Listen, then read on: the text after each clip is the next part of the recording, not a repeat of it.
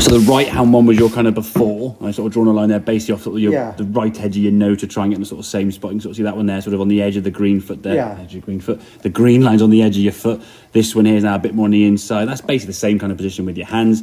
The shoulder now, if we look here, it's not so kind of acutely, whereas this one here now is a bit more leaning back. It's just getting you into that position where you're more on top of the ball. Even though you feel as though you're probably miles over here somewhere, you're nowhere near over there. You're just further that way than you're used to, which makes it feel to you a lot further over, okay? So in terms of the swing, as you're bringing the club back down now, you're not really falling back too much. You're moving your body into that left side, getting into that strike point, as we said there now. And when you finish the swing, you'll sit more on the sort of this left-hand one, the hands are in front of your chest. At this point, good takeaway. Arms and hands now in front of the chest. Up above your shoulders, you could argue that club's a little bit on the lower side, but not the end of the world, that's fine. Back coming down the goal, put hands and arms in front of your chest.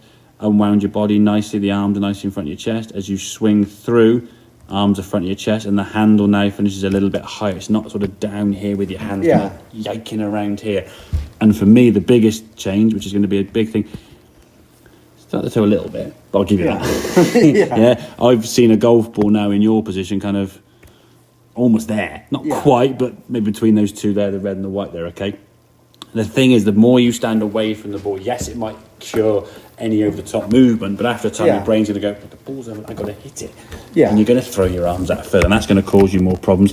And then if you're leaning back, so if you lean back on this one here now, and you're leaning back, if you're leaning back this way too much as you're at the golf ball, you're getting further from the golf ball, If that head was over here more, it'd be nearer where the ball is down here. So if you're further from the ball and you're already starting a little bit back from it and the club is behind the ball, I mean, you're probably somewhere 8-9 inches sort of low point behind the ball. You've got to do a hell of a lot of reaching. Now, you're good. You'll get away with it 9 times out of 10 or 7 times out of 10. But the 3 or 4 you don't, that's a problem. Is that a big old snap hook or a shank or an unmentionable? And it will change throughout a round of golf. If you're having to try and judge where that club comes back to as the round progresses, and we've seen it before, we mentioned some of the sessions before, and even the guys have said, you'll play 9 holes really well, and then towards the back end of the sort of game, it starts going a bit to pop. And you probably warm quicker in here because you're warmer, you're hitting balls quicker. Okay, you might have a few swings in with the sim and you're just doing shots all the time and stuff. So you kind of get yourself in a mode. We're out there, it's colder now. You stiffen up a little bit, but you're still going to get fatigue as well kicking in on the golf course. There's all these different elements physically you're going to change. One day you're going to be cold on the first tee, warmed up through the round, then tired at the end. Or you might want quicker, get warmed up, and then fatigue kicks in quicker, or whatever it may be. And if you're relying on the club having to sort of reach out for where the ball might be, you're like, how good are you going to be at judging something out there? If I want to knock something on the nail, then I'm going to start there and just keep going back and forth where I started. I'm not going to start and go and try and hit it. You're going to miss it, aren't you? Well, not miss it, but you're going to miss hit it more often than not. So again, try. I can give you that. In an ideal world, I want the golf ball in the middle. But if you're a bit to the toe, that's fine. I mean, Luke Donald played his golf from the golf ball being here somewhere. Did him no harm, did it? Okay, so as long as you're at least the edge of the golf club, I think as an absolute limit. If we put a line now, edge of the golf club, as long as the ball's in between those two green lines, in the middle would be ideal. Slightly toe-ish is fine, okay? And then when we're swinging the golf club here now, you can almost see your shadow. See how the line there of your shadow is pretty flat. When you come back to the golf ball, there's a bit of daylight between your shoulder shadows. You sort of come through, and then it kind of comes through there, okay? So it starts off on the green line, moves away as it will do.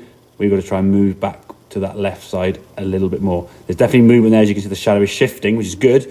Okay? Just do a little bit more, and I think a little bit earlier as well. Hence why I say do it slow, do that scrape drill and feel the club hat flings kind of over your shoulder.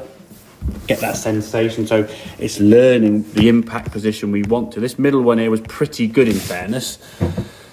Okay, if we go to impact there we go. That is pretty good, okay? In an ideal world, okay, your head would probably be somewhere about there. Spine angle would... I did a line, not a thing.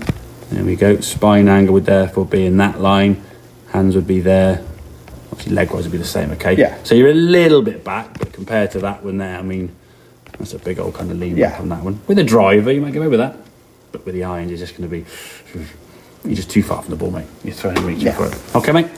Good stuff.